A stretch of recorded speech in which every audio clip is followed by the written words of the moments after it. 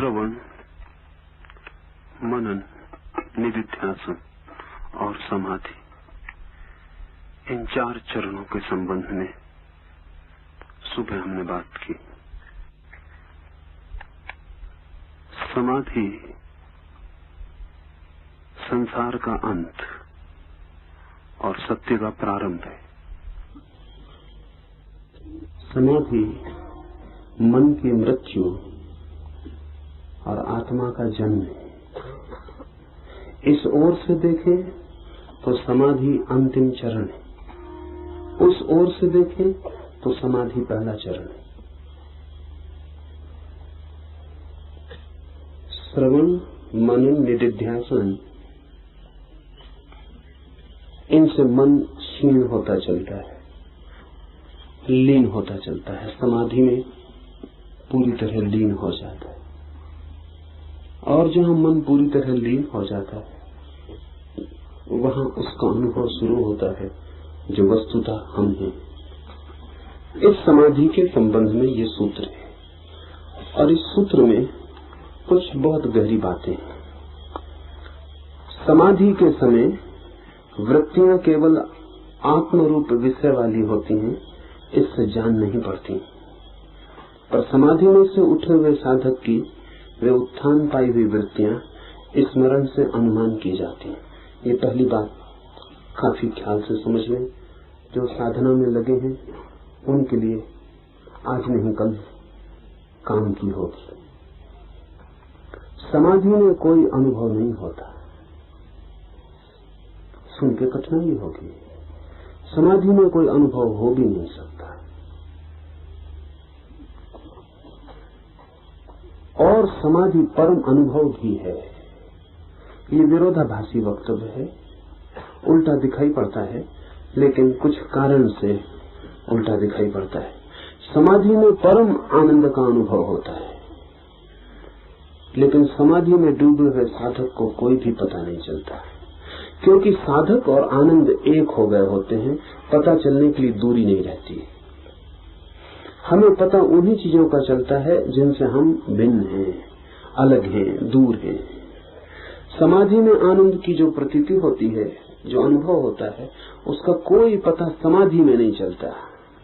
जब साधक समाधि से वापस लौटता है तब अनुमान करता है कि आनंद हुआ था। पीछे से स्मरण करता है कि परम आनंद हुआ था, अमृत वर्षा था, जिए थे किसी और ढंग में और जीवन की कोई गहन स्थिति अनुभव की थी। ये पीछे से स्मरण आता है जब मन लौट आता है। इसे हम ऐसा समझें कि श्रवण, मनन, निधिध्यासन, समाधि, ये 4 सीढ़ियां हैं। इनसे साधक समाधि के द्वार पर जाके अनुभव करता है। अगर समाधि में ही साधक रह जाए और वापस न लौट सके तो अपने अनुभव को कभी भी न कह सकेगा। अपने अनुभव को बताने का फिर कोई उपाय नहीं है। लेकिन जो साधक समाधि को उपलब्ध हो जाता है वो वही का वही वापस कभी नहीं लौटता, नया ही होकर लौटता है। लौटकर सारे संबंध उसके मन से बदल जाते हैं, लेकिन लौटता है मन में। पहले जब मन में था तो गुलाम था मन का, कोई मालकियत न थी अपनी। मन जो चाहता था करा लेता था, मन जो बताता था वही मानना पड़ता था, मन जहां दौड़ाता था वहीं दौड़ना पड़ता था। मन की गुलामी थी, मन के हाथ में लगाम थी आत्मा की।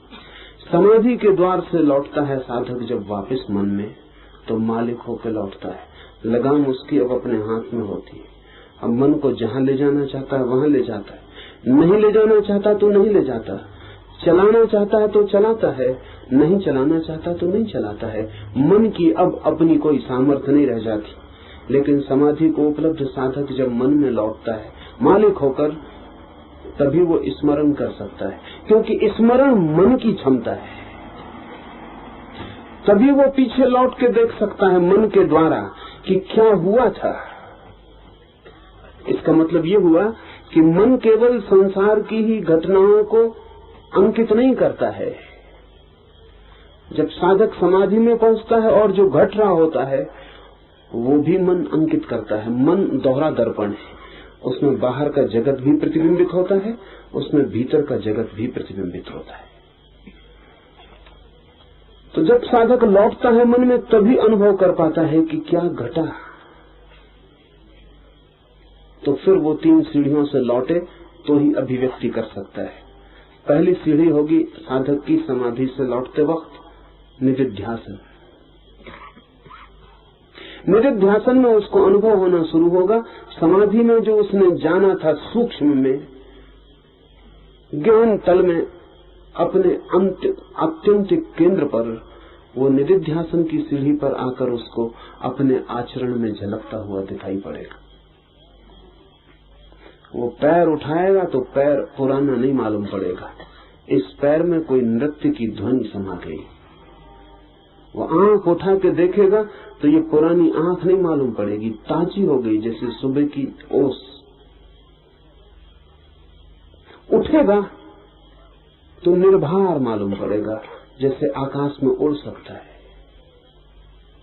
भोजन करेगा तो दिखाई पड़ेगा कि भोजन शरीर में जा रहा है और मैंने कभी भी भोजन नहीं किया है। अब वो जो कुछ भी करेगा, समाधि से लौटा हुआ साधक निदिध्यासन की पहली सीढ़ी पर अपने आचरण में समाधि का प्रतिफलन देखेगा। सब जगह उसका आचरण दूसरा हो जाए। वो कल जो आदमी था मर गया, वो जो समाधि के पहले निदिध्यासन की सीमा में खड़ा आदमी था ये वही नहीं है, सीढ़ी वही है, आदमी उतरता हुआ दूसरा है। ये कुछ जानकर लौटा है और ऐसी बात जानकर लौटा है कि इसका पूरा जीवन रूपांतरित हो गया। वो जानने में पुराना मर गया और नए का जन्म हो गया है। निदिध्यासन में उसे झलक दिखाई पड़ेगी, जो समाधि में घटा है, रस जो बहा है भीतर, वो उसके रोए रोए व्यवहार में सब तरफ बहता हुआ मालूम पड़ेगा। महाकाश्यप बुद्ध से बार बार जाके पूछता था कब होगी समाधि। तो बुद्ध कहते थे तू फिक्र मत कर, मुझसे पूछने ना आना पड़ेगा, जब हो जाएगी तो तू पहचान लेगा। और तू ही क्यों पहचान लेगा, जो भी तुझे देखेंगे वे भी पहचान लेंगे अगर उनके पास थोड़ी सी भी आंख है। क्योंकि जब भीतर वो क्रांति घटती है तो उसकी किरणें तन प्राण सभी को पार करके बाहर आ जाती। निदिध्यासन की सीढ़ी पर साधक को पता चलेगा कि मैं दूसरा हो गया, मैं नया हूं, मेरा दूसरा जन्म हो गया। साधक को पता चलेगा कि जो मैं गया था समाधि में वही लौटा नहीं, कोई और गया था, कोई और लौटा है। निदिध्यासन से नीचे है मनन। जब साधक निदिध्यासन से और नीचे उतरेगा मन में तो मनन का क्षण आएगा। अब साधक सोच सकेगा क्या हुआ, अब वो लौट के विचार कर सकेगा क्या हुआ, क्या मैंने देखा, क्या मैंने जाना, क्या मैं जिया। अब वो विचार में, शब्द में, प्रत्यय में अनुभव को बांधने की कोशिश करेगा। जो लोग मनन की सीढ़ी पर आके अनुभव को बांध सके हैं उनसे ही निकले हैं वेद, उपनिषद, बाइबल, कुरान। बहुत लोग समाधि तक गए, लेकिन जो जाना है उसे मनन तक वापस लौटाना बड़ा कठिन काम। ध्यान रखना, पहली यात्रा इतनी कठिन नहीं थी जो हमें बहुत कठिन मालूम पड़ रही है। इस दूसरी यात्रा से तुलना करें तो पहली यात्रा बहुत सरल थी। ये दूसरी यात्रा अति कठिन है। लाखों लोग समाधि तक पहुंचते हैं, उनमें से कुछ थोड़े से लोग वापस निदिध्यासन में खड़े हो पाते, उनमें से भी कुछ थोड़े से लोग मनन तक उतर पाते, और उनमें से भी बहुत थोड़े लोग पहली सीढ़ी जिसको हम श्रवण कहते हैं, उसका नाम लौटते वक्त बदल जाता है, वो मैं आपसे बात करूं। हजारों लोग पहुंचते हैं समाधि तक, एक आध आदमी बुद्ध हो पाता है। समाधि तो हजारों लोगों को लगती है, एक आध आदमी बुद्ध हो पाता है। बुद्ध का मतलब यह है कि जो वापस इन 4 सीढ़ियों को उतर के जो जाना है उसने जगत को दे पाता है। मनन का अर्थ है लौटते वक्त विचार में बांधना उसको जो निर्विचार है। इस जगत में असंभव से असंभव घटना यही है, जो नहीं बोला जा सकता, नहीं सोचा जा सकता, उसे शब्द की सीमा में रखना, बांधना। आप भी देखते हैं सुबह का सूरज उगता है, कभी कोई चित्रकार कभी उस उगते सूरज को पकड़ पाता है। सूरज को पकड़ लेना बहुत कठिन नहीं है।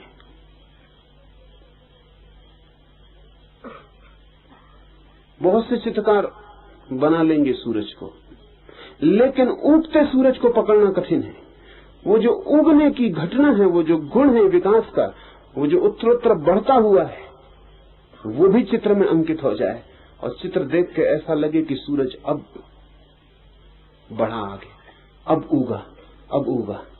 वृक्ष को पकड़ लेना कठिन नहीं है, लेकिन जीवंतता को पकड़ लेना कठिन है। ऐसा लगे कि पत्ते अब हिल जाएंगे, हवा का जरा सा झोंका और फूल झड़ जाएंगे। वो बहुत कठिन है, वो बहुत कठिन है। और वही फर्क है फोटोग्राफी में और पेंटिंग में। फोटोग्राफी कितना ही पकड़ ले, मुर्दा ही पकड़ पाती। कभी कोई पिकासो, कोई वान गाग, कोई सीज़न पकड़ पाता है, वो जो जीवंतता है उसको। मगर सूरज, पौधे, फूल आम जीवन के अनुभव हैं, इन्हें पकड़ा जा सकता है। समाधि असाधारण अनुभव है, करोड़ों करोड़ों में कभी एकाध को होता है। और वहां जो होता है, सारी इंद्रियां असमर्थ हो जाती हैं खबर देने में।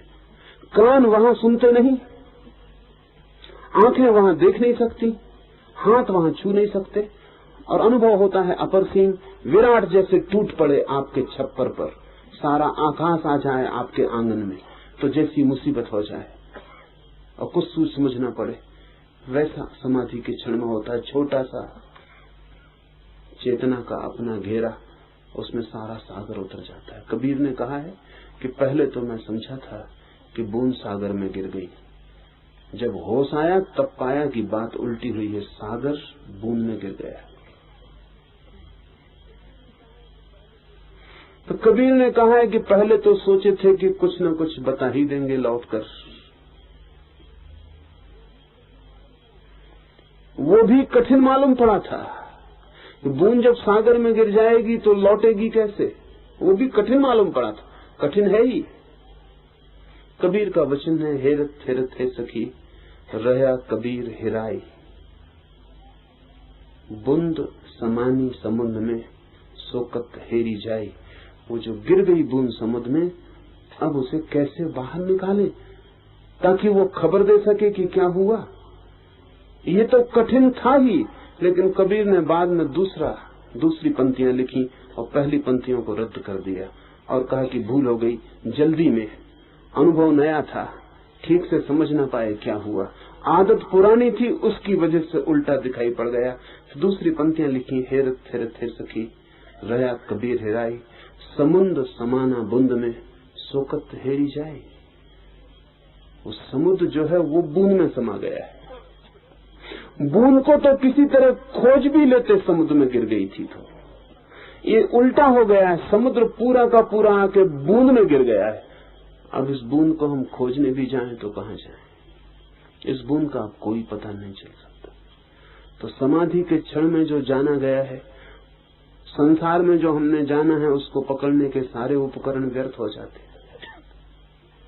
हम ही व्यर्थ हो जाते हैं, हमारा होना ही बिखर जाता है, और कोई बड़ा होना जिसकी कोई सीमा नहीं हम पर टूट पड़ता है। आकस्मिक मर जाते हैं हम। समाधि महामृत्यु है, मृत्यु से बड़ी, क्योंकि मृत्यु में तो मरती है केवल देह, मन बचा रह जाता है। समाधि में मर जाता है मन। पहली दफा हमारा सारा संबंध मन से टूट जाता है। पहली दफा हम मन के सारे धागों से विच्छिन्न और अलग हो जाते हैं, और हमारा सारा ज्ञान मन का था। इसलिए पहली दफा समाधि में हम परम अज्ञानी होकर खड़े होते हैं। इसे फिर से दोहरा दूं, समाधि में हमारा ज्ञान काम नहीं आता, क्योंकि ज्ञान सब सीखा था मन ने। वो मन रह गया बहुत पीछे, बहुत दूर। हम निकल गए मन से आगे। जो जानता था वो साथी नहीं है वहां। जो सब बातें समझता था, शब्द का, सिद्धांत का, जिसे बोध था, शास्त्र जिससे रच पच गए थे, वो बहुत पीछे छूट गया। वस्त्र ही नहीं छूट जाते, शरीर ही नहीं छूट जाता, मन छूट जाता है। जो हमारा गहरा सा गहरा अनुभव है वो सब पीछे पड़ा रह गया। मन से उछाल लगाकर साधक द्वार पर खड़ा हो गया समाधि के। अब जानने का उसके पास कुछ उपाय नहीं। समाधि के द्वार पर जो भी खड़ा होता है वो परम अज्ञानी की तरह खड़ा हो जाता है, परम अज्ञानी की तरह।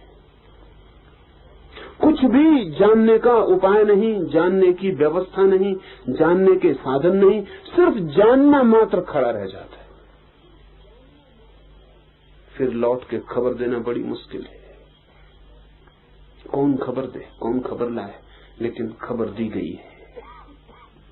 कुछ लोगों ने अथक चेष्टा की है।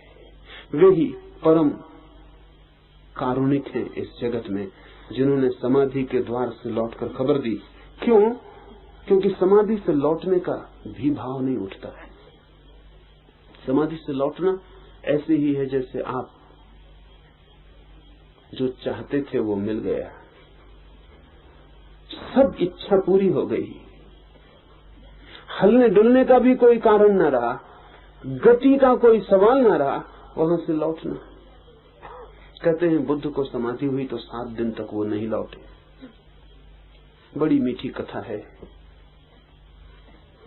कथा है कि सारे देवता उनके चरणों में इकट्ठे हो गए और इंद्र रोने लगा और ब्रह्मा ने चरणों पर सिर पटका और कहा कि ऐसा मत करें,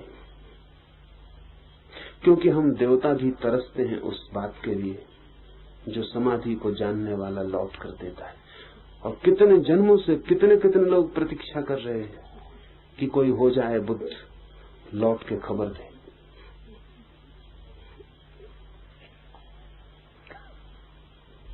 लौट के बोले, बताए जो जाना हो। आप चुप ना रहें, आप बोले। लेकिन बुद्ध ने कहा, बोलने वाला नहीं रहा, बोलने की कोई इच्छा नहीं रही। और फिर जो देखा है वो बोला जा सकता है, ये खुद ही भरोसा नहीं आता, तो सुनने वाले क्या समझ सकेंगे। देवता नहीं माने तो बुद्ध ने कहा कि नहीं मानते हो तो मैं कहूं, लेकिन मैं तुमसे कहता हूं कि ये बातें जो मैं किसी से कहूंगा, अगर जानने के पहले मुझसे कोई कहता तो मैं नहीं समझता, तो कोई क्या समझेगा। और फिर बुद्ध ने कहा, इस अनुभव से ये भी अनुभव आ गया है कि जो मेरी बात को समझ सकेंगे वो मेरे बिना भी वहां पहुंच सकते हैं, और जो मेरी बात नहीं समझ सकेंगे उनके सामने सिर धुनने से कुछ बहुत प्रयोजन नहीं है। लेकिन देवताओं ने एक बड़ी मीठी दलील दी और उन्होंने कहा, हम जानते हैं ये बात सच है कि जो लोग समझ सकेंगे वे वही लोग हैं जो किनारे पर ही खड़े हैं, जो आपकी आवाज सुन ले। एक कदम का फासला है, वे आपके बिना भी किसी न किसी तरह एक कदम पार कर जाएंगे। नहीं, उनके लिए हम नहीं कहते कि आप बोलें। और ये भी हम मानते हैं कि ऐसे भी लोग हैं जो एक कदम भी नहीं चले हैं, उन तक आपकी आवाज भी नहीं पहुंचेगी, वो समझेंगे भी नहीं, उनके लिए भी हम नहीं कहते हैं कि आप बोलें। और ऐसे भी लोग हैं जो दोनों के बीच में, जो आप न बोलेंगे तो शायद न समझ सकेंगे, जो आप बोलेंगे तो शायद समझ सकते हैं। शायद ही देवताओं ने कहा, लेकिन उन्होंने एक बात और बुद्ध को कही कि ये जो शायद है, समझ लें शायद न समझें, अगर आप न बोले और एक भी समझ सकता व्यक्ति वो अगर इस कारण चूक गया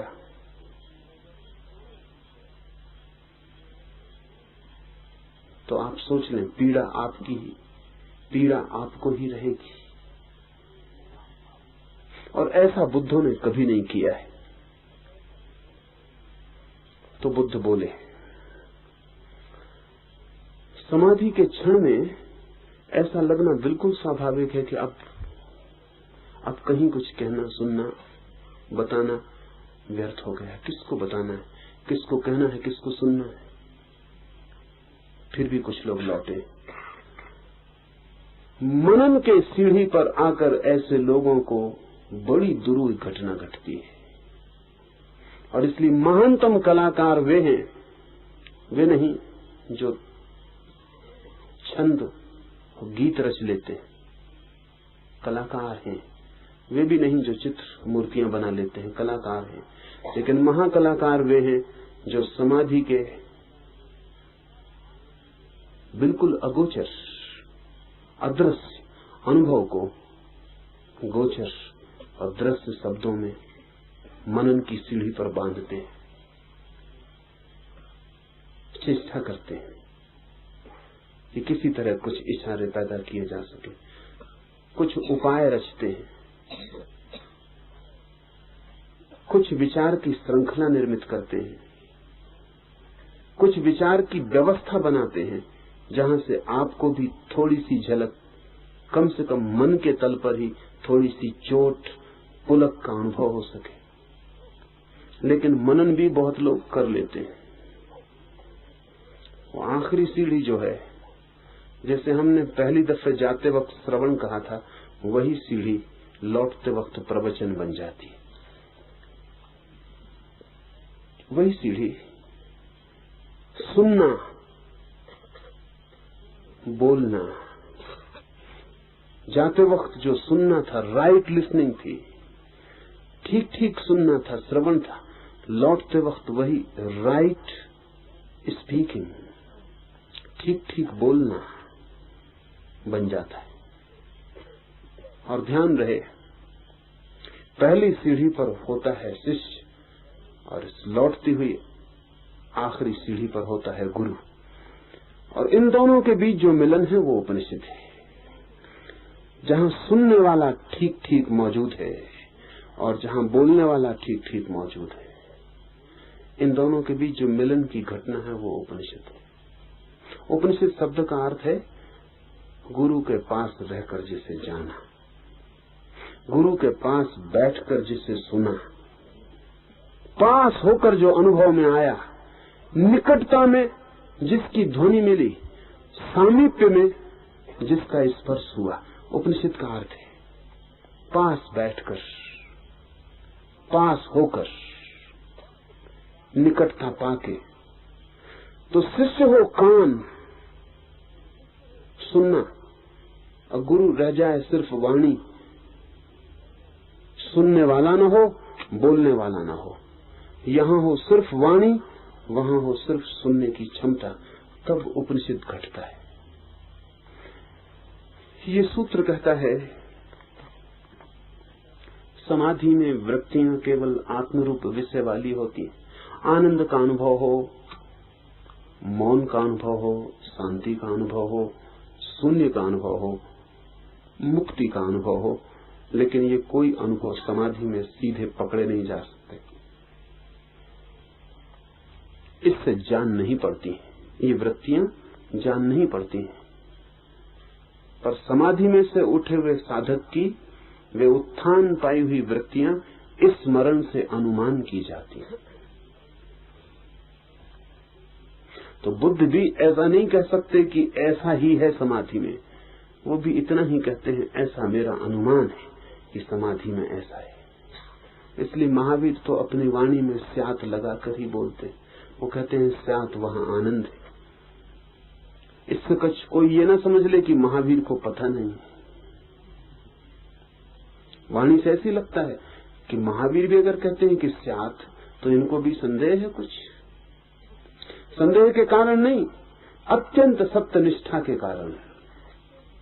महावीर की सत्यनिष्ठा इतनी अछूती और इतनी कुंवारी है कि वैसी सत्यनिष्ठा खोजनी मुश्किल है।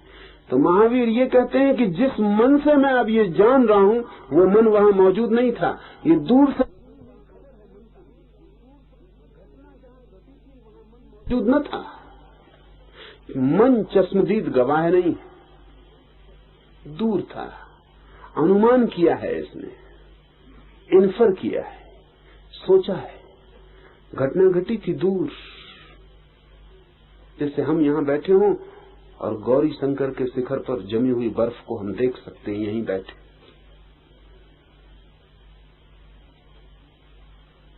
मन बहुत दूर था और गौरी शंकर के शिखर पर जो शीतलता बरसी थी उसका उसने अनुमान किया है। इसलिए महावीर स्यात ही का उपयोग करते हैं। वे कहते हैं स्यात वहां परम आनंद है। ये अत्यधिक सत्यनिष्ठा के कारण, क्योंकि अनुमान ही है ये मन का। महावीर के लिए अनुमान नहीं है, महावीर ने जाना है, लेकिन जिसने जाना है जानते क्षण में इतनी एकता हो जाती है कि अनुभव नहीं होता। जान के जब महावीर वापस लौटते हैं मन में, ऐसा समझ लें कि आप जाएं गौरी शंकर के शिखर पर और शीतलता के साथ एक हो जाएं, आप भी शीतलता हो जाएं, या बर्फ के साथ एक हो जाएं, आप भी बर्फ की तरह जम जाएं। तो वहां कोई अनुभव ना हो, क्योंकि अनुभोक्ता अलग ना हो। फिर आप उतरें और नीचे जमीन पर आकर अपनी दूरबीन उठा के फिर गौरी शंकर को देखें, तो वो जो गूंजता हुआ अनुभव रह गया है भीतर, जो जाना था, लेकिन निकटता इतनी थी कि जानने लायक दूरी न होने से जान नहीं जा सका था। अब इस दूरी पर पर्सपेक्टिव, परिप्रेक्ष्य मिल गया। अब अपनी दूरबीन मन की उठाकर वापस देखा है। अब अनुमान होता है कि परम शीतलता थी, कि परम शुभ्र बर्फ का विस्तार था, कि कैसी ऊंचाई थी, कि सारा गुरुत्वाकर्षण खो गया था, कि उड़ जाते आकाश में ऐसे पंख लग गए थे, कि कितना शुद्ध था आकाश, की कैसी नीलिमा थी, कि बादल भी सब नीचे छूट गए थे, निरभ्र शून्य आकाश रह गया था। लेकिन ये सब जमीन पर खड़े होकर पुनर्विचार है। इसलिए सूत्र कहता है स्मरण से अनुमान की जाती है। इस अनादि संसार में करोड़ों कर्म इकट्ठा कर लिए जाते हैं, पर इस समाधि द्वारा वे नष्ट हो जाते हैं और शुद्ध धर्म बढ़ते हैं। इस दूसरे सूत्र में दो शब्द बड़े कीमत के हैं, कर्म और धर्म।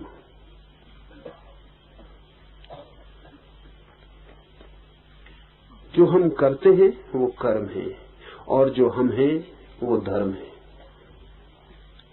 धर्म का अर्थ है हमारा स्वभाव, और कर्म का अर्थ है जो हम करते हैं। कर्म का अर्थ है हमारा स्वभाव अपने से बाहर जाता है। कर्म का अर्थ है हम अपने से बाहर जगत में उतरते हैं। कर्म का अर्थ है हम अपने से अतिरिक्त किसी दूसरे से जुड़ते हैं। स्वभाव का अर्थ है दूसरे से पृथक, जगत में बिना गए जो मैं हूं। मेरा जो भीतरी होना है, मेरे करने से उसका कोई संबंध नहीं। मैं क्या करता हूं इससे वो निर्मित नहीं होता, वो मेरे सब करने के पहले मौजूद है, वो जो मेरा स्वभाव है। कर्म में भूल हो सकती है, धर्म में कोई भूल नहीं होती। कर्म में चूक हो सकती है, धर्म में कोई चूक नहीं होती। ध्यान रखना, धर्म का अर्थ यहाँ मजहब या रिलीजन नहीं, यहाँ धर्म का अर्थ है गुण, स्वभाव। वो जो हमारा आंतरिक स्वभाव है, हमारा होना है, बीइंग है। तो हम जितने कर्म करते हैं उतना ही आच्छादित होता चला जाता है स्वभाव। हम जो जो करते हैं उससे हमारा होना दबता जाता है, और धीरे धीरे कर्म की इतनी परतें हो जाती कि हम ये भूल ही जाते हैं कि कर्मों के अतिरिक्त भी हमारा कोई होना है। अगर कोई आपसे पूछे आप कौन है, तो आप जो भी उत्तर देते हैं वो कर्मों के बाबत है, आपके धर्म के बाबत नहीं। आप कहते हैं मैं इंजीनियर हूं, आप कहते हैं मैं डॉक्टर हूं, आप कहते हैं मैं व्यापारी हूं। आपने ख्याल किया व्यापार कर्म है, आप व्यापारी नहीं है, व्यापार करते। कोई आदमी डॉक्टर कैसे हो सकता है? डॉक्टरी कर सकता है। कोई आदमी इंजीनियर कैसे होगा? आदमी और इंजीनियर हो जाए तो आदमी खत्म ही हो गया। आदमी इंजीनियरिंग करता है, वो उसका कर्म है, उसका होना नहीं। आप जो भी अपना परिचय देते हैं, अगर गौर से देखेंगे तो पाएंगे आप सदा अपने कर्म का परिचय देते हैं, कभी अपने होने की खबर नहीं देते, दे भी नहीं सकते। उसकी खबर आपको ही नहीं है। आप इतनी जानते हैं जो आप करते हैं। करने का आपको पता है कि मैं क्या करता हूं, क्या कर सकता हूं, मैंने पीछे क्या किया है और आगे मैं क्या करने के योग्य हूं, यही आप खबर देते हैं। जो सर्टिफिकेट लेके आप घूमते हैं, आप क्या कर सकते हैं उसकी खबर देते हैं, आप क्या हैं उसकी नहीं। अगर आप कहते हैं मैं साधु हूं तो उसका मतलब ये है कि आप साधुता करते हैं। कोई कहता है मैं चोर हूं, उसका मतलब वो चोरी करता है। एक का कर्म साधुता है, एक का कर्म चोरी है। लेकिन होना क्या है, आपके भीतर क्या है? जब आप पैदा नहीं हुए थे माँ के पेट से, तब साधु क्या था, चोर क्या था, इंजीनियर क्या था, डॉक्टर क्या था? माँ के पेट में अगर इनसे कोई पूछता कौन हो तो बड़ी मुश्किल में पड़ जाते, क्योंकि इंजीनियर थे नहीं तब, डॉक्टर थे नहीं तब, व्यापार कुछ किया नहीं था। माँ के पेट में अगर कोई पूछता कौन हो भीतर, तो कोई उत्तर नहीं आ सकता था कि आ सकता था, कोई उत्तर नहीं आ सकता था। मगर थे आप माँ के पेट में, उत्तर नहीं आ सकता था। आज तो ब्रेन वॉश, मस्तिष्क को धो डालने के बहुत उपाय खोज लिए गए। आप कहते हैं मैं इंजीनियर हूं, आपका मस्तिष्क धोया जा सकता है, साफ किया जा सकता है। क्लीनिंग ठीक से हो जाए, फिर आपसे पूछो कौन हो, आप खाली रह जाएं।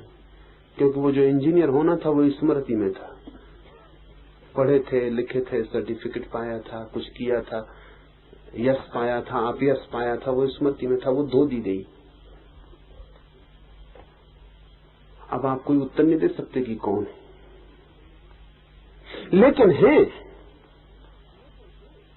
होना नष्ट नहीं किया जा सकता है स्मृति के धोने से, लेकिन कर्म की रेखाएं साफ की जा सकती हैं। ये सूत्र कहता है अनादि संसार में करोड़ों कर्म इकट्ठा कर लिए जाते हैं स्वभावतः।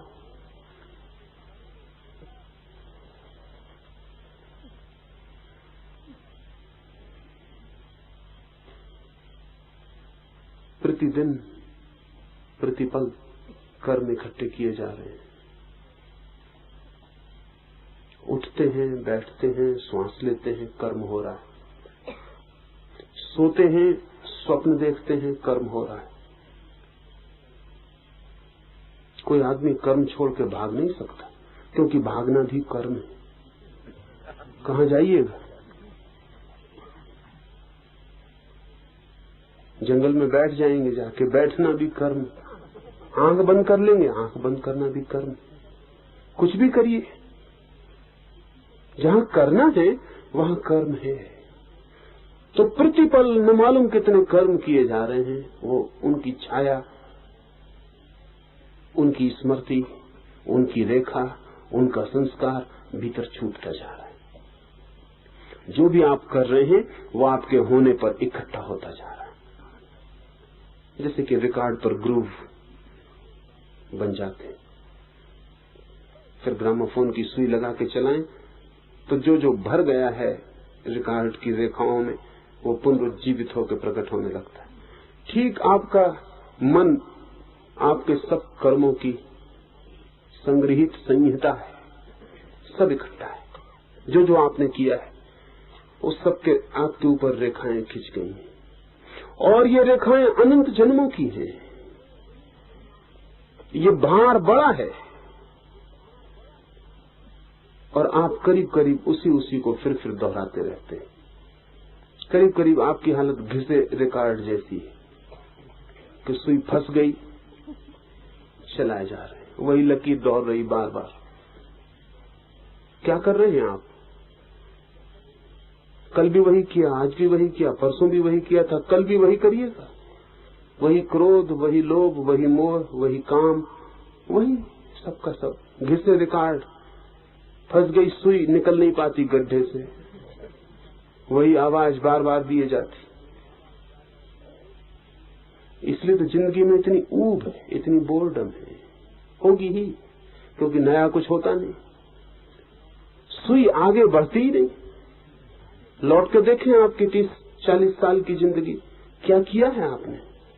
एक ही रिकॉर्ड बजा रहे हैं।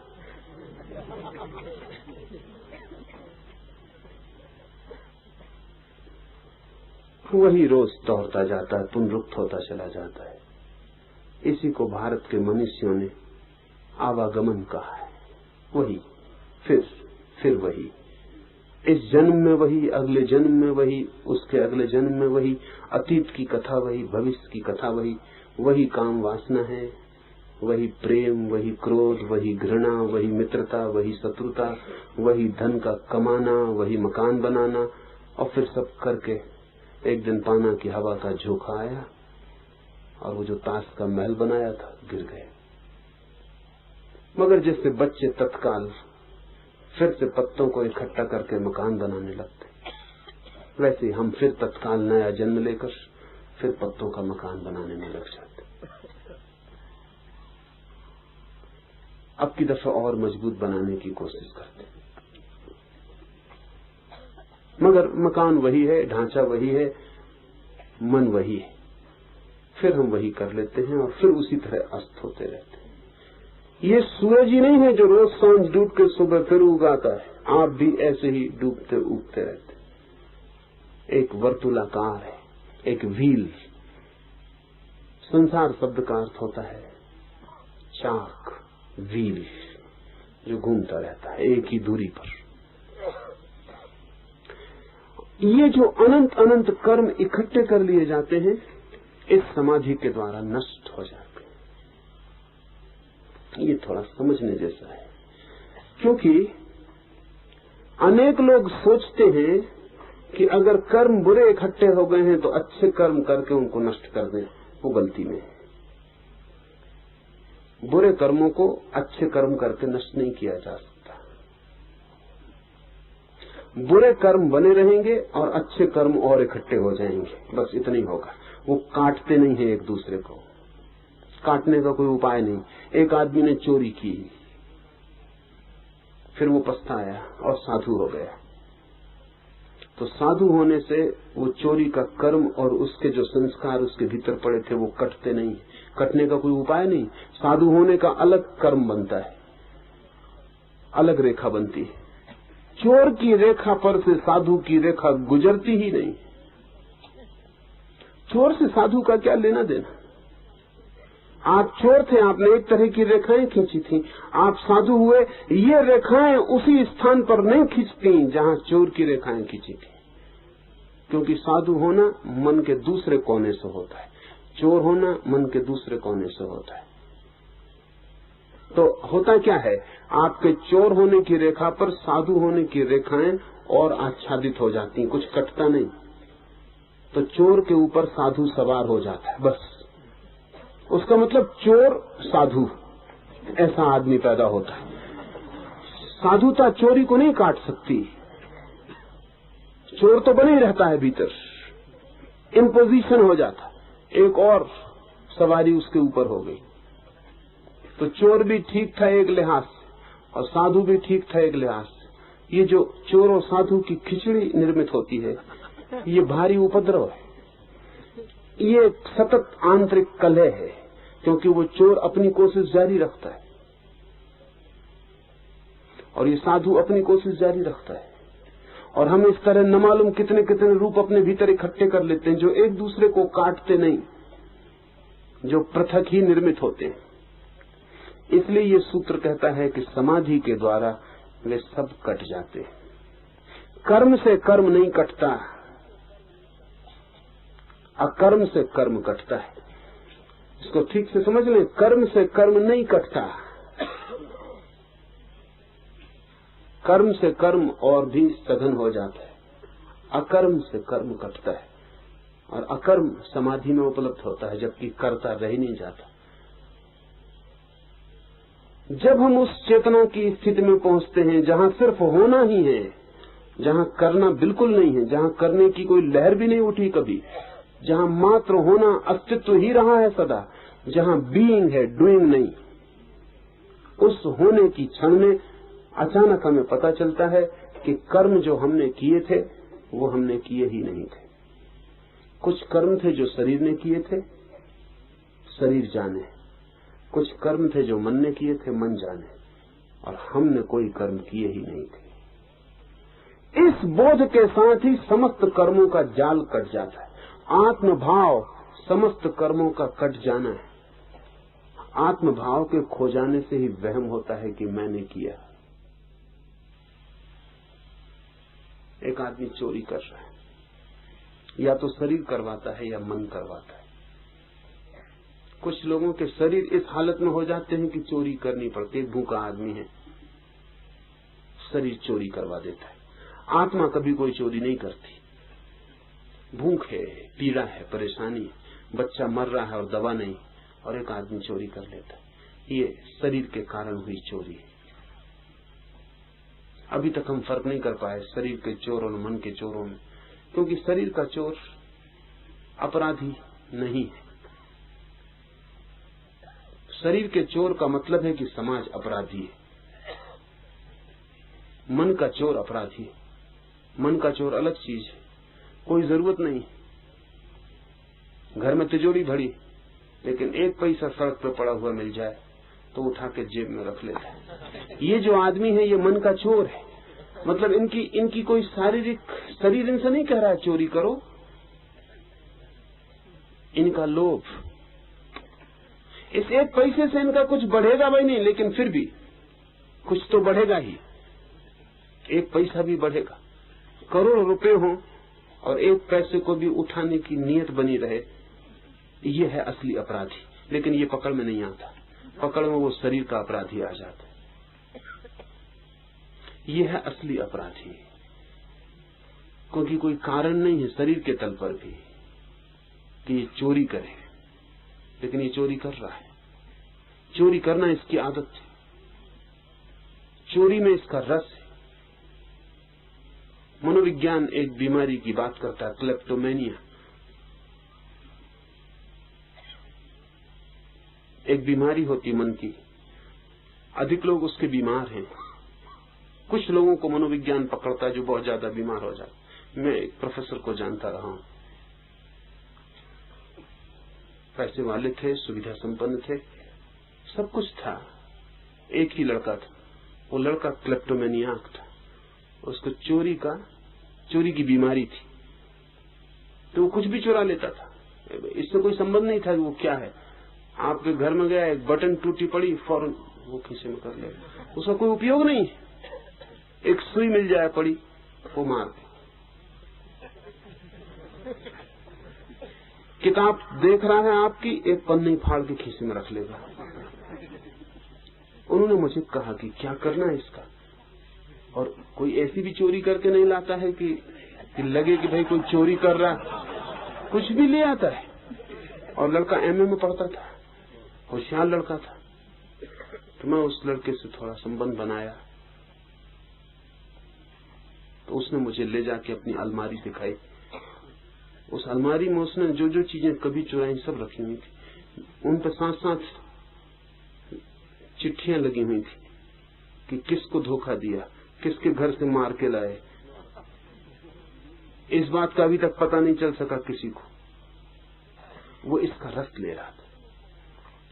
बटन उठा लाया आपके घर की, उस पर लिखा हुआ था कागज पर कि ये फला आदमी के घर से बटन लाया हूं। और वो आदमी सामने बैठा था, लेकिन अंदाज भी नहीं हुआ कि ले गया। अब ये रस और तरह का, इसका शरीर से कोई लेना देना नहीं है। या तो शरीर की चोरी है या मन की चोरी, आत्मा की कोई चोरी नहीं। तो जिस दिन आप आत्मा में प्रवेश करते हैं उसी दिन अचानक आप पाते हैं कि वो चोरी तो मैंने कभी की ही नहीं थी, वो कर्म मैंने किए नहीं, मैं उन कर्मों में केवल मौजूद था। ये सच है कि मेरे बिना वे कर्म नहीं हो सकते थे, ये भी सच है कि मैंने वे कर्म नहीं किए थे। तो मन विज्ञान एक शब्द का प्रयोग करता है, वो कीमती है। विज्ञान में एक शब्द प्रयोग किया जाता है, कैटालिटिक एजेंट।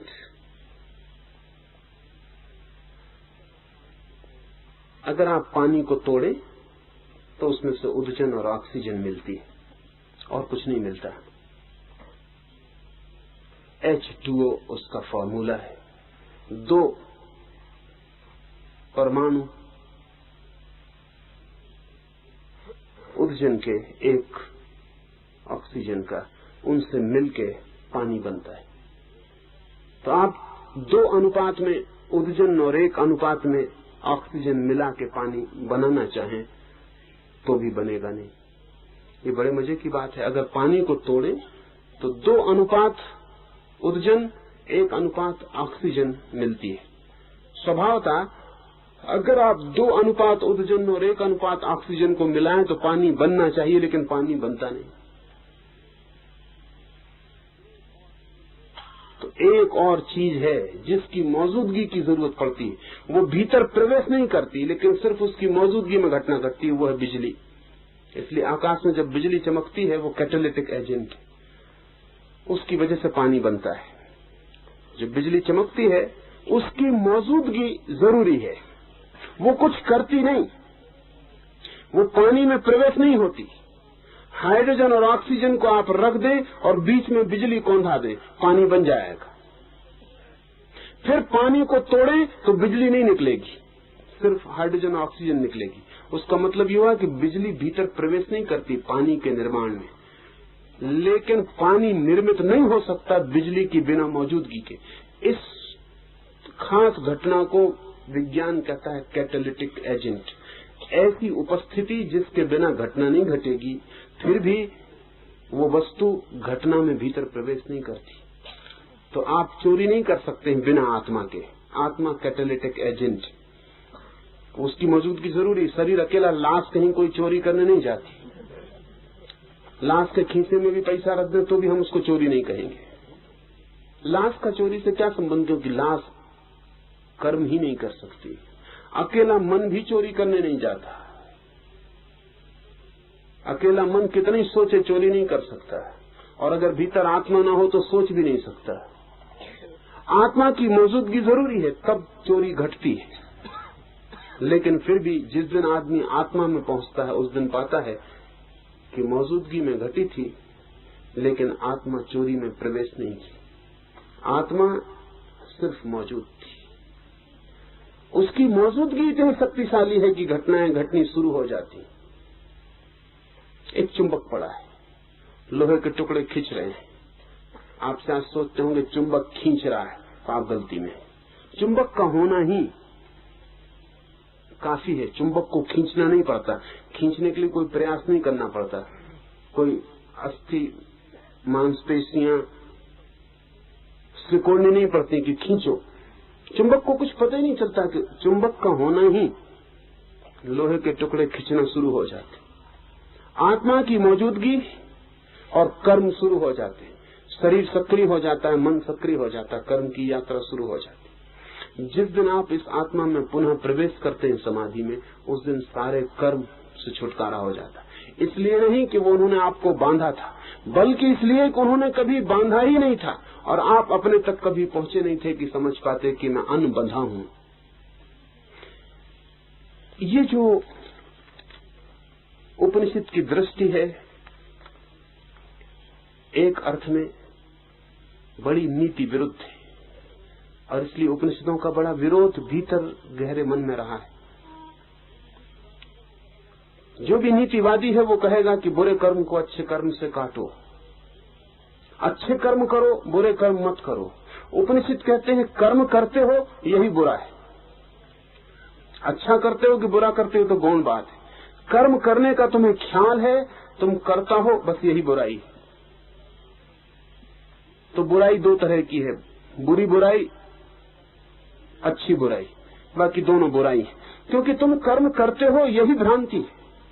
तुम सिर्फ मौजूद हो और कर्म हो रहा है, तुम्हारी मौजूदगी में कर्म हो रहा है, तुम सिर्फ साक्षी हो, कर्ता नहीं हो। जिस दिन इस मौजूदगी को तुम इसकी मौजूदगी में ही समझ लोगे, कर्ता की तरह नहीं साक्षी की तरह, उसी दिन तुम पाओगे कि जो भी हुआ वो मेरे आसपास हुआ, जो भी हुआ मैंने नहीं किया, मेरे आसपास हुआ। वो घटना घटी थी, मेरे पास घटी थी, लेकिन मैं फिर भी अछूता और दूर रह गया। रात जैसे आप स्वप्न देखते हैं और सुबह जाग के कहते हैं स्वप्न घटा, और आप अछूते रह जाते। स्वप्न में हो सकता है चोरी की हो, और स्वप्न में ये भी हो सकता है कि जेल खाने में चले गए हो। स्वप्न में ये भी हो सकता है रुष्वत दे के बच गए हो, जेल खाने न गए हो। स्वप्न में कुछ भी हो सकता है, लेकिन सुबह जब आप जागते हैं तो स्वप्न ऐसे ही तिरोहित हो जाता है जैसे हुआ ही ना हो। सुबह उठ के आप अपने को चोर अनुभव नहीं करते, लेकिन क्या कभी आपने ख्याल किया आपके बिना स्वप्न हो सकता था? आप थे तो ही स्वप्न हो सका। आप न होते तो मुर्दे को, लाश को सपना नहीं आता। आप थे तो स्वप्न घटा, आपकी मौजूदगी जरूरी थी, फिर भी सुबह उठ के आप ऐसा अनुभव नहीं करते कि अब क्या करें, रात चोरी कर ली, व्रत करें, उपवास करें, कोई दान त्याग करें, क्या करें, कुछ भी अनुभव नहीं करते। जागने के बाद 2 मिनट से ज्यादा स्वप्न याद भी नहीं रहता, खो जाता है धुएं की रेखा की तरह। ठीक समाधि की स्थिति में पूरा जीवन स्वप्नवत मालूम होता है।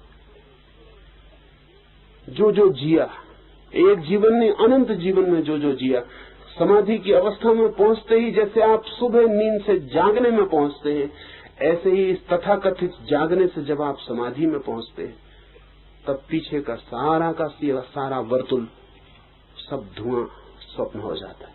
समाधि में पहुंचा हुआ पहली दफा जानता है मैं सिर्फ हूं, कर्म मेरे पास घटे स्वप्न जैसे, और उनकी जरा भी चिंता और पश्चाताप नहीं रह जाता। न उनकी कोई आत्म प्रशंसा और आत्म स्तुति रह जाती कि मैंने कैसे बड़े बड़े कर्म किए, कि मैंने कैसे छोटे छोटे कर्म किए, नहीं, वो सब खो जाते। रात सपने में आप सम्राट थे, कि रात सपने में आप एक परम सन्यासी थे, कि रात सपने में चोर हत्यारे थे, सुबह चाय पीते वक्त स्वाद में तीनों बातों से कोई फर्क नहीं पड़ता, तीनों व्यर्थ हो जाती। सुबह ऐसा नहीं कि सम्राट रहे, रात तो बड़ी अकड़ से चाय पी रहे, सपने के सपने। कि रात चोर रहे, बेईमान रहे, हत्या की, तो चाय में बिल्कुल स्वाद नहीं आ रहा, बड़ा अपराधी मन, तिक्त तिक्त मालूम हो रही। कि रात साधु रहे तो कैसे चाय पिए, ऐसा भी सुबह नहीं होता। रात भर साधु रहे और सुबह से चाय पी रहे हैं, कैसा जघन्य कृत्य। नहीं, सुबह आप जब चाय पीते हैं तब सपने सब खो गए। सुना है मैंने, बड़ा फकीर था जापान में, रिंझाए, एक सुबह उठा और अपने एक शिष्य से, जैसे वो उठा उसका शिष्य पास खड़ा था, उससे उसने कहा कि रात मैंने एक सपना देखा है, तुम व्याख्या करोगे तो मैं सपना बोलूं। उसके शिष्य ने कहा 2 मिनट रुके, जरा मैं हाथ मुंह धोने के लिए आपके लिए पानी ले आऊं। वो हाथ मुंह धोने के लिए पानी ले आया, रिंझाई ने हाथ मुंह धो लिया, मुस्कुराया। तब तक एक दूसरा शिष्य आ गया। रिंझाई ने कहा कि मैंने रात एक सपना देखा, मैं इस नंबर 1 के शिष्य को कहने जा रहा था कि बताऊं तुझे सपना, तू व्याख्या करेगा, लेकिन मेरे बताए इसने व्याख्या कर दी, तुझे बताऊं? उसने कहा रुके, जरा एक गर्म चाय की प्याली ले आऊं, फिर हो जाए। चाय की प्याली पी के रिंझाई हंसा और कहा कि मैं खुश हूं, अब कोई सपना बताने की जरूरत नहीं। तीसरा एक व्यक्ति मौजूद सब ये देख रहा था। नासमझी की हद हो गई। उसने कहा भी सीमा की भी कोई बातें होती, वो सपना बताया ही नहीं गया है, व्याख्याएं भी हो चुकी हैं और सब हल भी हो गया। उसने कहा कि महाराज कम से कम सपने का तो पता चल जाए, सपना क्या था। रंझाई ने कहा कि इनकी परीक्षा कर रहा था, अगर ये आज सपने की व्याख्या करने की तैयारी दिखाते तो इन्हें मैं बाहर कर देता आश्रम के। सपने की कोई व्याख्या करनी होती, सपने ही था, बात खत्म हो गई। इसने ठीक किया, इसने कहा कि अभी भी कुछ सपने की मदहोशी बाकी है, जरा हाथ मुंह धो दो। इस दूसरे ने भी ठीक ही किया कि मालूम होता हाथ मुंह धोने से भी काम नहीं हुआ, सपना अभी भी कुछ धूमिल धूमिल सरक रहा है, जरा गरम गरम चाय पी लो, फिर जरा जाग जाओ, यही सपने की व्याख्या है। सपने की कोई और व्याख्या हो सकती? जाग जाओ, सपना व्यर्थ हो जाता है, व्याख्या क्या करनी है? व्यर्थ की तो कोई व्याख्या नहीं करता है।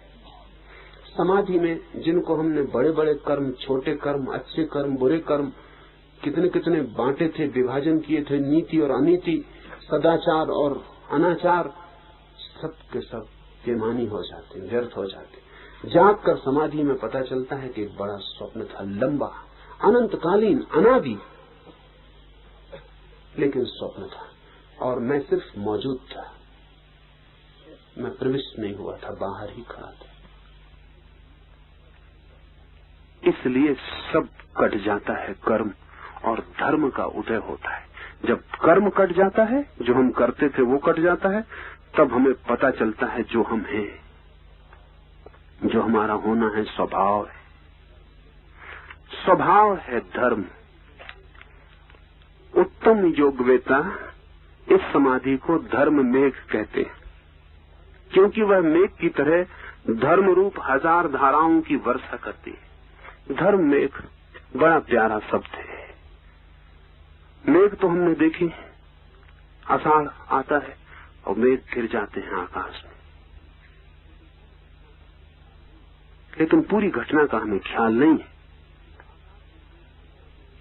वो जो आकाश में मेघ गिर जाते हैं आषाढ़ में और मोर नाचने लगते हैं और जमीन जगह जगह दरारें बन जाती है, ओंठ खोल देती है, अपने हृदय तक पानी की बूंदों को पी जाने के लिए अपने द्वार तोड़ देती है सब तरफ से। और प्यासी धरती बहुत दिन से प्रतीक्षा में थी।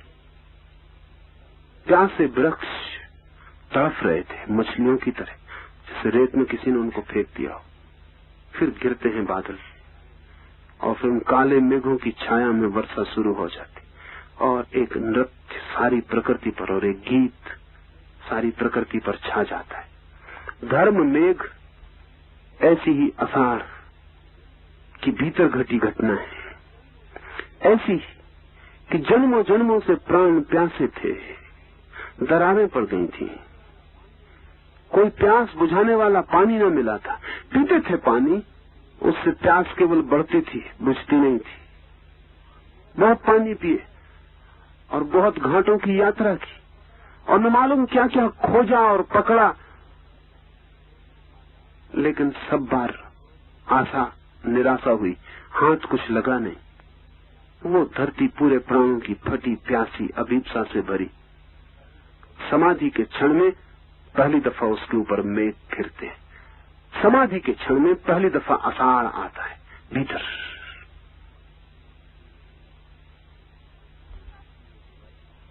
और अमृत की एक वर्षा, एक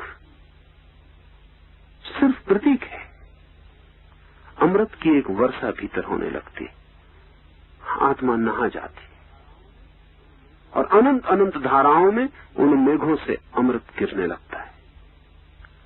ये सिर्फ प्रतीक है, घटना इससे बहुत बड़ी है। न तो अमृत कहने से कुछ पता चलता है उसके बाबत, लेकिन फिर भी थोड़ी सी सूचना मिलती है कि मेघ गिर गए ऊपर और उनसे वर्षा होने लगी और जो प्यासी सी आत्मा जन्मों जन्मों से वो तृप्त हो गई। उत्तम योगवेत्ता इस समाधि को धर्म मेघ कहते हैं, क्योंकि वह मेघ की तरह धर्म रूप हजार धाराओं की वर्षा करती है। लेकिन धर्म मेघ क्यों कहते हैं? क्योंकि स्वभाव की वर्षा पहली दफा स्वयं पर होती। धर्म यानी स्वभाव। अब तक जो भी जाना प्रभाव था। कभी सौंदर्य दिखा तो किसी और में, कभी प्रेम पाया तो किसी और से, सुख मिला दुख मिला सदा किसी और से। सब जानकारी किसी और की थी, अपना कोई अनुभव न था। पहली दफा अपनी ही वर्षा अपने ऊपर। अब तक सारी वर्षा दूसरे की थी, कोई और कोई और कोई और, हमेशा दी अदर, वो दूसरा ही महत्वपूर्ण था। पहली दफा दूसरा हट गया और स्वयं की ही वर्षा स्वयं पर होने लगी। जैसे अपना ही झरना टूटा, जैसे अपनी ही धारा फूटी, जैसे अपने ही स्रोत को पा लिया और अपने पर ही अपनी वर्षा होने लगी। धर्म में का अर्थ है स्वभाव बरसने लगा, खुद उसमें नहा गए, डूब गए, ताजे हो गए, नए हो गए। सारे कर्मों की धूल, अनंत अनंत यात्राओं का उपद्रव, सारा कचरा जो ऊपर इकट्ठा हो गया था सब बह गया। रह गई सहजता, स्पॉन्टेनिटी, रह गए स्वयं, और कुछ भी ना बचा। एक लिहाज से इसे हम कह सकते हैं परम धन्यता, एक लिहाज से हम कह सकते हैं यही है परम संपदा, और एक लिहाज से कह सकते हैं यही है परम दरिद्रता। अगर संसार को सोचे तो यह आदमी संसार से बिल्कुल दरिद्र हो गया। अगर परमात्मा को सोचे तो यह आदमी परम धन को पा गया। जीसस ने इसी धर्म में समाधि के लिए कहा है पॉवर्टी ऑफ स्पिरिट। जब कोई जगह पहुंचता है तो सब भांति दरिद्र हो जाता है, उसके पास कुछ भी नहीं है अब सिवाय अपने के, सिवाय स्वयं के, और कुछ भी ना बचा। इसको ही कहेंगे दरिद्रता। इसी वजह बुद्ध ने अपने सन्यासियों को स्वामी नहीं कहा, भिक्षु कहा। ये धर्म में समाधि की वजह से बुद्ध ने कहा कि मैं नहीं कहूंगा अपने स्वामियों को, अपने सन्यासियों को स्वामी, मैं कहूंगा भिक्षु। पर दोनों बातें एक ही अर्थ रखती हैं। अगर संसार की तरफ से देखें तो हो गए भिखारी भिक्षु, और अगर परमात्मा की तरफ से देखें तो हो गए स्वामी सम्राट। हिंदू उपयोग कर रहे थे स्वामी का उस दूसरी तरफ से कि समाधि पाकर व्यक्ति हो जाता है सम्राट, मालिक। पहली दफा अब तक भिखारी था, अब तक मांगता फिर रहा था, हाथ जोड़े था, भिक्षा पात्र फैलाया था। अब तक उसकी आत्मा सिवा भिक्षा पात्र के और कुछ भी न थी। उसमें जो भी टुकड़े कोई फेंक देता था वही उसकी संपदा थी। जूठे, उधार, बासे, दूसरों की टेबल से गिरे हुए टुकड़े वो सब इकट्ठे कर लेता था, उसी को मानता था कि मेरी संपदा है। अब तक भिखारी था। इसलिए हिंदुओं ने इस धर्म में समाधि को उपलब्ध करने वाले सन्यासी को कहा स्वामी। लेकिन बुद्ध ने कहा कि जो भी था अब तक, सारा संसार, साम्राज्य, धन सब छूट गया, कुछ भी न बचा पराया, खुद ही बचे। दीनता आखिरी आ गई। जब आप अकेले हो, कुछ भी ना हो, कपड़ा लत्ता भी नहीं, मकान भी अपना नहीं, जमीन भी अपनी नहीं, कुछ भी अपना नहीं, सिर्फ खुद ही बचे। इससे ज्यादा दरिद्र भिखारी के पास भी खुद से कुछ ज्यादा होता है। थोड़ा होता होगा लेकिन होता है, खुद से कुछ ज्यादा, एक लंगोटी से ही, लेकिन वो भी संपदा होती। एक भिखारी भी इतना भिखारी नहीं है कि अकेला ही हो, कुछ भी ना हो। बुद्ध ने अपने भिक्षु को कहा कि संसार इस तरह छूट जाए तुमसे कि कुछ भी ना बचे, संसार की रेखा भी ना बचे, तुम बिल्कुल भिखारी हो जाओ संसार की दृष्टि में। और ये दोनों बातें एक हैं। संसार की तरफ से जो हो जाए भिखारी, आत्मा की तरफ से हो जाता है स्वामी। आत्मा की तरफ से जो हो जाए स्वामी, संसार की तरफ से हो जाता है भिखारी। इसीलिए भिक्षु को हमने इतना आदर दिया जितना हमने किसी स्वामी को कभी नहीं दिया। हमने भिक्षु को उस सिंहासन पर बिठा दिया जहां हमने किसी सम्राट को कभी नहीं बिठाया। भिक्षु आदृत हो गया शब्द। कभी कभी भाषा में भी अब भिक्षु शब्द का मतलब तो भिखारी होता है, और किसी को भिखारी कहे तो झगड़ा हो जाए। लेकिन बुद्ध ने अपने परम धन्य शिष्यों को भिक्षु कहा, और जिसको भिक्षु कह दिया वो धन्य भागी हो गए। कभी कभी भाषा में ऐसे लोग बड़ी अड़चने डाल जाते हैं, बुद्ध जैसे लोग भाषा को अस्त व्यस्त कर जाते हैं। भिखारी का मतलब साफ था, खराब कर दिया। नया ही अर्थ दे दिया। भिक्षु हो गया सम्राट, सम्राट भिक्षु के पैरों में गिरे तो ये भिक्षु परम गरिमा हो गई। धर्म मेघ समाधि एक तरफ से बना देगी भिखारी, एक तरफ से बना देगी सम्राट। इस समाधि द्वारा वासनाओं का समूह पूर्णतः लय को प्राप्त होता है और पुण्य पाप नाम के कर्मों का समूह जड़ से उखड़ जाता है। ध्यान रखना, पुण्य पाप दोनों। यही उपनिषद के चिंतना की गहराई है। पुण्य पाप दोनों का समूह, वो अच्छा किया था वो भी, जो बुरा किया था वो भी, दोनों का समूह जड़ से कट जाता। ये मत सोचना कि परमात्मा के पास जब पहुंचेंगे तो अपने पुण्य का बैंक बैलेंस साथ लिए रहेंगे कि धर्मशाला बनवाई थी एक, क्या हिसाब रखा उसका, कि एक मंदिर बनवा दिया था, कि इतने ब्राह्मणों को भोजन करवा दिया था। उसका हिसाब अगर लेके पहुंच गए तो दरवाजे पे भला स्वर्ग लिखा हो, भीतर नरक ही पाएंगे, कोई स्वर्ग मिलने वाला नहीं। पाप और पुण्य इस जगत की भाषा में ऊंच नीच है। पाप बुरा है, पुण्य अच्छा है, समाज की दृष्टि से ठीक है। लेकिन उस परम दृष्टि में पाप पुण्य दोनों ही व्यर्थ हैं, क्योंकि वहां कर्ता होना पाप है, अकर्ता होना पुण्य। वहां तो सीधी बात है एक कि वहां जो अकर्ता है, निरअहंकारी है, वही प्रवेश कर पाएगा। वहां तो वही प्रवेश कर पाएगा जो है ही नहीं, जो मिट गया और शून्य होके जा रहा है। अगर थोड़े से भी आप हैं तो रास्ता बहुत सकरा है, आप प्रवेश न कर पाएंगे। जीसस का वचन, उसका आध्यात्मिक अर्थ कभी भी नहीं किया गया। असल में पश्चिम के पास आध्यात्मिक अर्थों की खोज करने की क्षमता नहीं, इसलिए जो भी अर्थ होता है वो सांसारिक हो जाता है। जीसस का वचन है कि सुई के छेद से ऊंट निकल जाए, लेकिन धनी आदमी मेरे प्रभु के राज्य में प्रवेश न कर पाएगा। लेकिन पूरी ईसाईयत के 2000 साल और एक बार भी किसी ने इस वाक्य की ठीक व्याख्या नहीं की। 2000 साल लंबा वक्त है। सारी व्याख्या ये हुई कि धनी आदमी स्वर्ग नहीं जा सकता।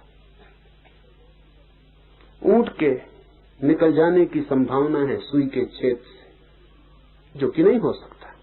सुई के छेद से ऊंट कैसे निकलेगा? जो नहीं निकल सकता वो भी जीसस कहते हैं हो सकता है निकल जाए, कोई तरकीब खोज ले, कोई रास्ता बन जाए कि सुई के छेद से ऊंट निकल जाए। लेकिन धनी आदमी स्वर्ग के द्वार में प्रवेश नहीं पा सकेगा। इसका सीधा सीधा अर्थ जो हो सकता था वो ईसाईयत ने लिया, वो इसका अर्थ नहीं। धनी आदमी से अर्थ है उस आदमी का जो थोड़ा भी लगता है कि मेरे पास कुछ है, जिसे लगता है कि मेरे पास कुछ है, वो धनी आदमी। जिसको ख्याल है कि मेरे पास कुछ है, वो धनी आदमी है। तो अगर किसी को लगता है कि मैंने पुण्य कमाया है, ये धनी आदमी। किसी को लगता है मैं साधु था, संयमी था, तपस्वी था, ये धनी आदमी। धनी आदमी का मतलब हुआ कि जो कहता है मेरे अलावा भी मेरे पास कुछ है, वो धनी आदमी।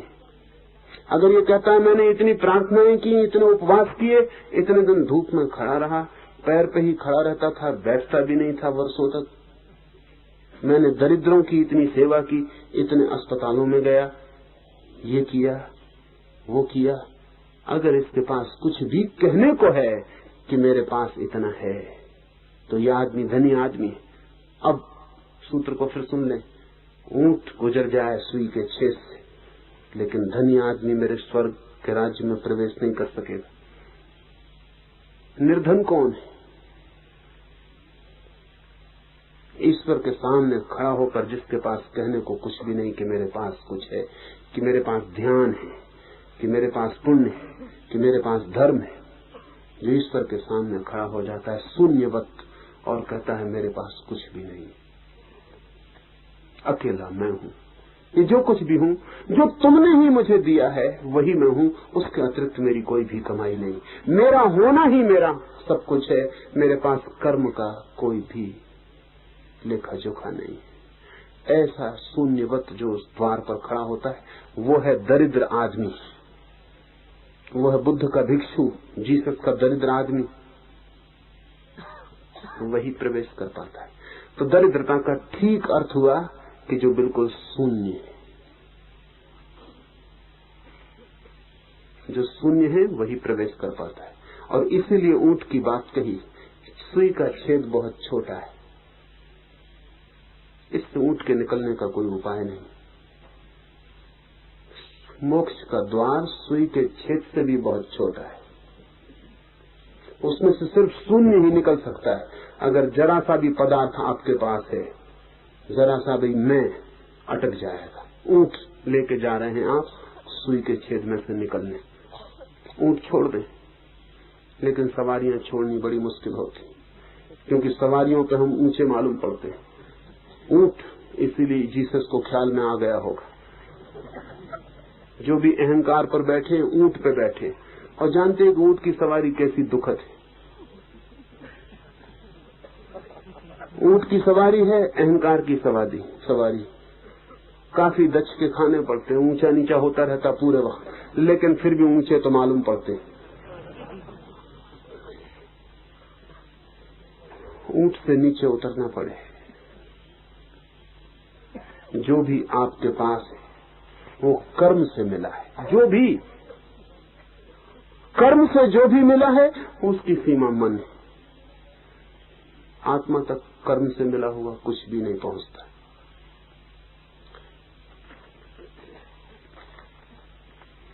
समस्त समूह वासना का हो जाता है नष्ट, पुण्य पाप नाम के कर्म जड़ से उखड़ जाते हैं।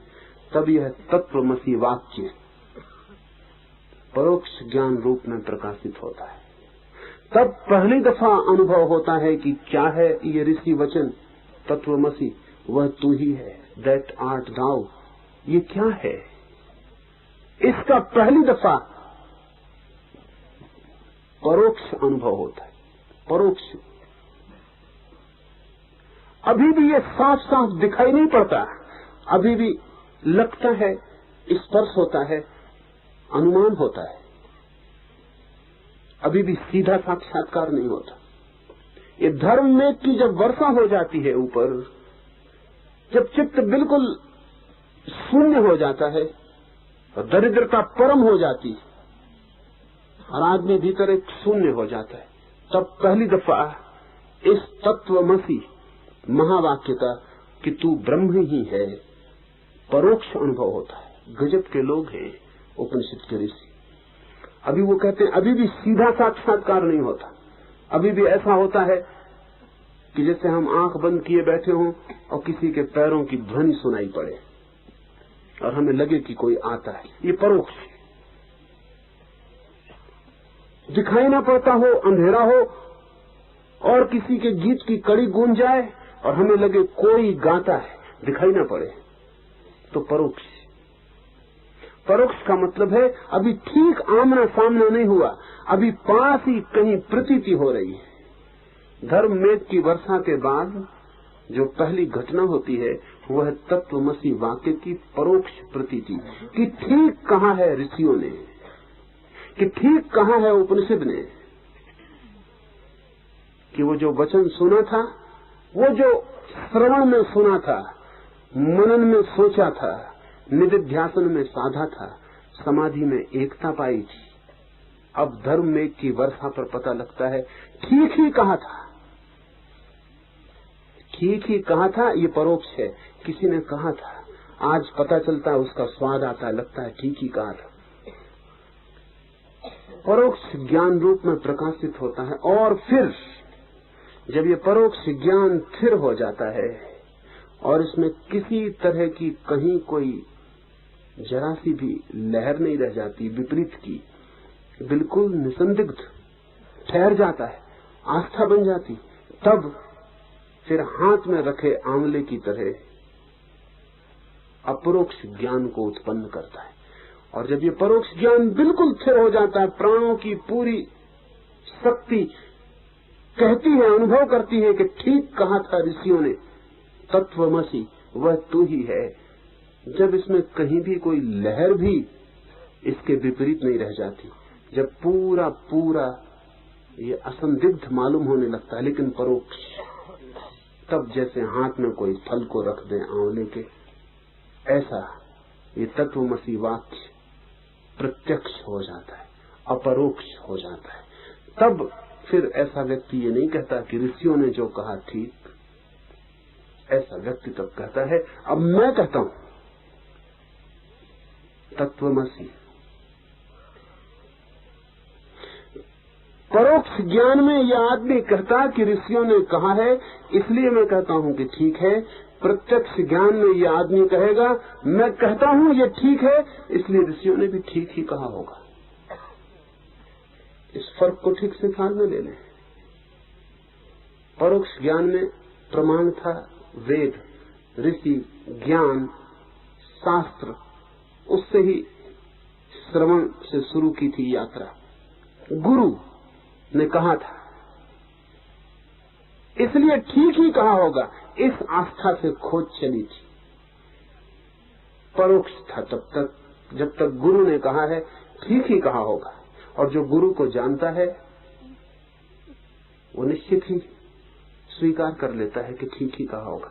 बुद्ध के पास कोई रहा हो और बुद्ध कहे तत्वमसि, जिसने बुद्ध को जाना है वो सोच भी नहीं सकता, उसे कुछ भी पता नहीं है कि ये वाक्य ठीक है या नहीं, लेकिन बुद्ध को जानता है, इसलिए बुद्ध जो कहते हैं वो प्रमाण हो जाता है। बुद्ध से कुछ अब प्रमाण निकल सकता है, इसकी कोई बात ही नहीं बनती, इसका कोई ख्याल ही नहीं आता। जो गुरु के पास रहा, गुरु को जाना है, गुरु का वचन उसे प्रमाण है, लेकिन गुरु का ही वचन प्रमाण है। ये परोक्ष है, दूसरे के द्वारा आया है। पहली प्रतीति तो यही होगी जब बुद्ध का साधक पहुंचेगा समाधि में तो हाथ जोड़कर बुद्ध के चरणों में सिर झुकाएगा, कहेगा ठीक कहा था, जो कहा था वो जाना। लेकिन जब ये प्रतीति और गहरी होगी और डूबेगा तो स्थिति बिल्कुल बदल जाएगी। तब वो कहेगा कि मैं जानता हूं कि मैं वही हूं, और अब मैं कहता हूं कि चूंकि मेरा अनुभव कहता है कि ठीक है, इसलिए गुरु ने जो कहा था वो ठीक है। अब प्रमाण बन जाता है व्यक्ति स्वयं, और व्यक्ति बन जाता है स्वयं शास्त्र। ऐसे व्यक्तियों को हमने बुद्ध तीर्थंकर अवतार कहा है, जो व्यक्ति स्वयं प्रमाण है, जो ये नहीं कहते कि ऐसा वेद में लिखा है इसलिए सही, जो कहते हैं ऐसा मैंने जाना इसलिए सही। और अगर वेद भी ऐसा कहते हो तो मेरे जानने के कारण वेद भी सही, और अगर ऐसा न कहते हो तो वेद गलत। अगर ऐसा न कहते हो तो वेद गलत। अब कसौटी अपना ही अनुभव है, अब अपना ही निकष उपलब्ध हो गया है। ये सिद्धावस्था है। समाधि जब परोक्ष ज्ञान से अपरोक्ष ज्ञान में प्रवेश करती है तो सिद्धावस्था हो जाती है। ऐसी अवस्था को पाया हुआ व्यक्ति ही अगर लौटे समाधि, निधिध्यासन, मनन, प्रवचन तक, तो हमें खबर मिलती है उस जगत की। इसलिए अगर हमने शास्त्रों को इतना आदर दिया है तो उसका कारण यही है कि वे उन लोगों के वचन हैं जिनके पास रहने वाले लोगों ने उनसे वचन सुने थे और पाया था कि ये जो आदमी कहता है गलत कह ही नहीं सकता। फिर भी ऐसे लोग कहते नहीं कि हम जो कहें मान लो। बुद्ध कहते हैं सोचना, विचारना, मनन करना, निधिध्यासन करना, साधना, और फिर तुम्हें अनुभव में आए तो ही मानना। बुद्ध कहते हैं मैं कहता हूं इसलिए मत मानना, बुद्ध कहते हैं इसलिए मत मानना, शास्त्र कहते हैं इसलिए मत मानना, खोजना। और जब स्वयं का अनुभव बन जाए तो गवाह बन जाना। समाधि को उपलब्ध व्यक्ति साक्षी हो जाता है समस्त शास्त्रों का, ज्ञाता नहीं, साक्षी। पंडित ज्ञाता होता है, समाधिस्थ साक्षी होता है। पंडित कहता है कि शास्त्र ठीक कहते हैं क्योंकि तर्क में जचती है बात। समाधिस्थ कहता है शास्त्र ठीक कहते हैं क्योंकि मेरा भी अनुभव यही है।